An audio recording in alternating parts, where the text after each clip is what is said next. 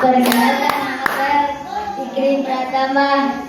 Saya kelas 5. Nama saya Abdul Hamid. Hobi saya menghafal Al-Quran. Perkenalkan, nama saya Muhammad Rian. Saya siswa kelas 4. Saya Saiful Anwani Junaidi. Saya duduk di kelas 6. Hobi saya membaca Al-Quran. Cita-cita saya polisi. Cita-cita saya membaca buku. Hobi saya menjadi guru. Nama saya Nurul Izzati. Nama saya Melisawati. Nama saya Andre Pratama. Nama saya Raimah. Saya siswi kelas 6. Hobi saya membaca buku cerita. Cita-cita saya menjadi dokter. Saya Notianti, saya siswi kelas 6. Hobi saya adalah membaca. Nama saya Ahmad Taufik Rahman. Siswa kelas 6. Cita-cita saya menjadi guru. Hobi saya membuat oleh. Saya akan menceritakan tentang kehidupan. Saya Abdul Hamid. Saya Awian. Perkenalkan, nama saya Amal Zakira. Saya siswa kelas 6. Saya akan menceritakan tentang Malin Kundang. Saya Suci Nurjana. Saya siswi kelas 6. Hobi saya membaca buku. Cita-cita menjadi guru. Hari ini saya akan menceritakan kisah si kancil mencuri buah mentimun. Suatu hari, si kancil berjalan-jalan hingga jauh dari pinggir hutan. Tanpa sadar, ia telah memasuki sebuah ladang milik manusia. Namun begitu dia ke bawah, adalah ladang mentimun. Kancil pun turun ke bawah. Aduh, gawat nih, sepertinya aku berada di ladang manusia. Wah, ini ladang mentimun. Mungkin aku bisa berkeliling dan melihat beberapa mentimun. Lebih dahulu, kancil tidak bisa memakan untuk seluruh mentimun itu. Aku hanya ingin memakan beberapa buah saja kok. Buah mentimun itu sungguh lezat dan merasa segar. Kancil pun memakan banyak buah mentimun. Sore harinya, Pak Tani pemilik ladang mentimun yang bersabar langsung marah-marah dan ladangnya berantakan. Kenapa kebunku berantakan? Timun-timunku habis, tidak ada sisa. Pak Tani pun berjalan dan akhirnya Pak Tani menemukan si kancil yang sedang memakan mentimun. Dengan segera Pak Tani menangkap si kancil itu. Sekarang kamu akan aku kurung sampai buah mentimunku tumbuh kembali. Hari ini saya akan menceritakan kisah Nabi Sulaiman alaihissalam. Suatu hari Nabi Sulaiman alaihissalam mengumpulkan pasukannya. Beliau membawa barisan pasukannya ke negeri Askalon. Sampai ketika mereka melintasi sebuah lembah, Nabi. Kita mulai ceritanya ya teman-teman. Nabi Yusuf alaihissalam adalah putra Nabi Yakub alaihissalam yang mempunyai 11 saudara laki-laki. Dia memiliki sifat yang baik, jujur, dan rupawan teman-teman. Suatu hari Nabi Yusuf alaihissalam bermimpi. Dia menceritakan mimpinya itu kepada ayahnya. Nabi Yusuf alaihissalam berkata, "Wahai ayahku, sungguh aku melihat 11 bintang, 1 bulan, 1 matahari bersujud kepadaku." Ayahnya memberitahu kepada Nabi Yusuf untuk tidak menceritakan mimpinya itu kepada saudara yang lain. Rasa sayang ayahnya hanya akan tertuju kepada Nabi Yusuf alaihissalam saja.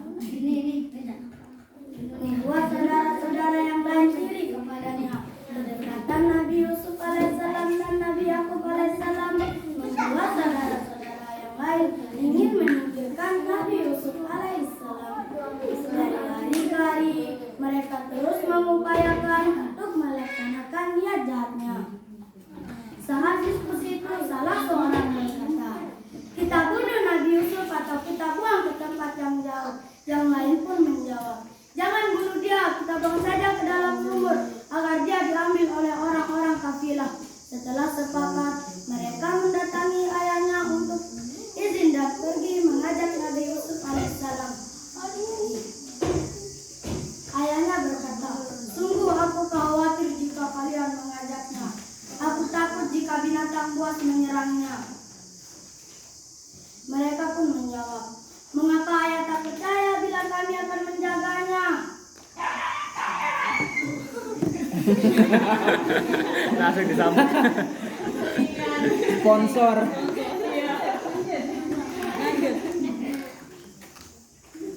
Setelah sepakat,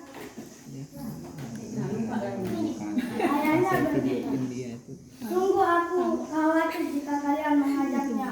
Aku takut jika binatang buas menyerangnya." Mereka pun menjawab, "Mengapa ayah tak percaya bila kami akan menjaganya?" Akhirnya Nabi Yakub alaihissalam mengizinkan. Mereka sangat gembira karena Nabi Yusuf alaihissalam akan segera disingkirkan. Dengan begitu, ayahnya akan tertuju kepada mereka saja. Mereka berangkat bersama, seakan mengajari Nabi Yusuf alaihissalam berburu. Nabi Yusuf alaihissalam dan saudara-saudara yang lain berangkat bersama. Nabi Yusuf alaihissalam dan saudara-saudara yang lain berjalan hingga jauh dari rumah. Akhirnya sampai di sumur yang mereka. Tiba-tiba salah seorang memegang dengan Nabi Yusuf alaihissalam dengan kuatnya. Nabi Yusuf alaihissalam memberontak hingga bajunya robek. Dia tak berdaya karena saudara yang lain ikut mendorongnya ke dalam sumur. Setelah Nabi Yusuf alaihissalam jatuh ke dalam sumur yang berisi air itu, mereka pergi untuk menutup perbuatan mereka. Mereka membunuh seekor domba dan memusahkan darahnya ke baju Nabi Yusuf alaihissalam yang telah robek. Sesampainya di rumah, mereka memperlihatkan baju itu kepada ayahnya sebagai bukti bahwa Nabi Yusuf alaihissalam telah dimakan oleh binatang buas. Mereka membuat tipuan agar kejahatan yang mereka lakukan tidak terungkap. Serombongan kafilah melintasi di sumur tempat Nabi Yusuf diceburkan oleh saudaranya. Rombongan kafilah itu biasa berhenti di sumur itu untuk mengambil air. Seseorang menurunkan timba air ke dalam sumur. Nabi Yusuf alaihissalam tahu itu dan saat timba sampai di bawah, Nabi Yusuf alaihissalam memegangnya lalu menggantungkan diri di timba itu. Orang itu merasakan berat timba yang tidak seperti biasanya. Lalu ia menoleh ke bawah. Apa yang dilihat membuatnya kaget. Seperti aku menemukan harta karun di dalam suatu. Sebaiknya kau bantu aku mengangkatnya, kata orang itu kepada temannya. Mereka menemukan anak muda yang sangat rupawan, bersinar dan senyumnya begitu malaikat. Itulah Nabi Yusuf alaihissalam. Akhirnya Nabi Yusuf alaihissalam diselamatkan oleh rombongan kafilah itu. Mereka sangat senang menemukan Nabi Yusuf alaihissalam. Pada zaman itu perbudakan masih terjadi. Rombongan kafilah itu akan membawanya ke negeri Mesir untuk dijual kepada orang kaya di sana. Mereka pasti akan mendapatkan hasil yang besar dengan berbuatnya. Sekian yang bisa saya ceritakan. Assalamualaikum warahmatullahi wabarakatuh. Burung ketilang, burung cendrawasih. Cukup sekian dan terima kasih. Assalamualaikum.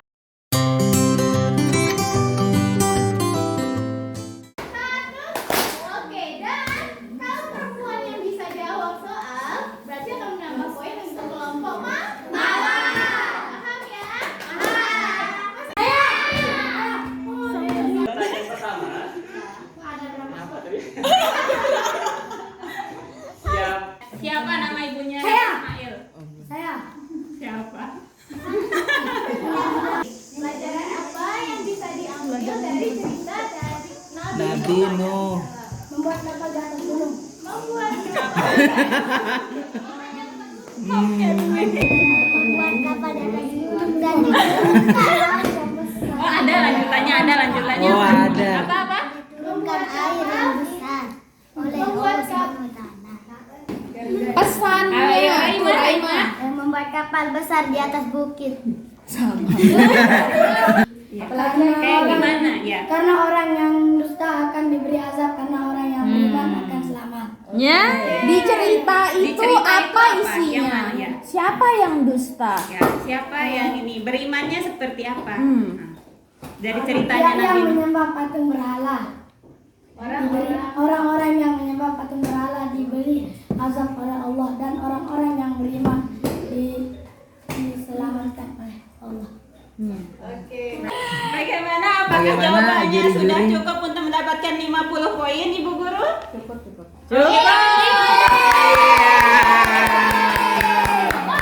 Tambahan poin 50.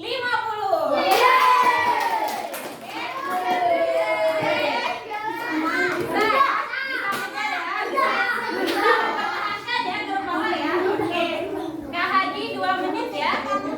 Siap ya? 2 menit dimulai dari sekarang. Sore harinya, Pak Tani pemilik ladang mentimun yang tersadar datang. Waalaikumsalam warahmatullahi wabarakatuh. Ya, nanti disusul lagi ya. Pagi teman-teman. Pagi. Perkenalkan, nama saya Edi Maulana. Saya siswi kelas 6. Saya membaca buku Cita-cita Saya Menjadi Tentara. Amin. Hari ini saya akan menceritakan tentang kisah Nabi Nuh alaihissalam. Nabi Nuh alaihissalam diutus oleh Allah untuk ke negeri Armenia. Di negeri Armenia itu masyarakatnya melakukan kebajikan dan menyembah berhala. Nabi Nuh pun saat jalan Nabi Nuh melihat masyarakatnya sedang menyembah berhala. Terus Nabi Nuh pun berkata, "Wahai masyarakatku, kenapa kamu menyembah berhala?" Terus masyarakatnya menjawab, "Enggak apa-apa, ini adalah raja saya." Pada suatu hari masyarakat hendak Nabi Nuh makan, masyarakat pun berdatangan ke rumah Nabi Nuh alaihissalam. Dia berteriak, "Nabi Nuh, Nabi Nuh." Nabi Nuh pun keluar dan berkata, "Wahai masyarakatku, kenapa, apa yang kamu minta kepadaku?" Masyarakatnya pun berkata, "Nabi Nuh, saya akan patuh kepadamu karena saya ingin selamat dari azab Allah." Dan Nabi Nuh pun ingin diikuti oleh masyarakat yang ingin ke dia. Pada satu malam, Nabi Nuh pun diperintahkan oleh Allah untuk membuat kapal yang besar di atas gunung. Dan saat sudah pagi, Nabi Nuh mengumpulkan pengikutnya untuk membuat kapal di atas bukit. Dan dibikinlah kapal itu dengan para pengikutnya. Dan para munafik pun mentertawakan Nabi Nuh. Apa yang kamu bikin, Nuh? Kapal tidak ada air di sini. Kamu akan jalankan itu gimana? Nabi Nuh pun berdiam dan bersabar. Sesudah jadi pengikutnya, Nabi Nuh pun suruh pengikutnya naik dan para hewan pun ikut naik. Dan tiba-tiba awan gelap, angin berhembus dengan sekencang-kencangnya. Dan turunlah hujan. Jalanlah kapal Nabi Nuh di bawah arus hujan, banjir pun mulai naik.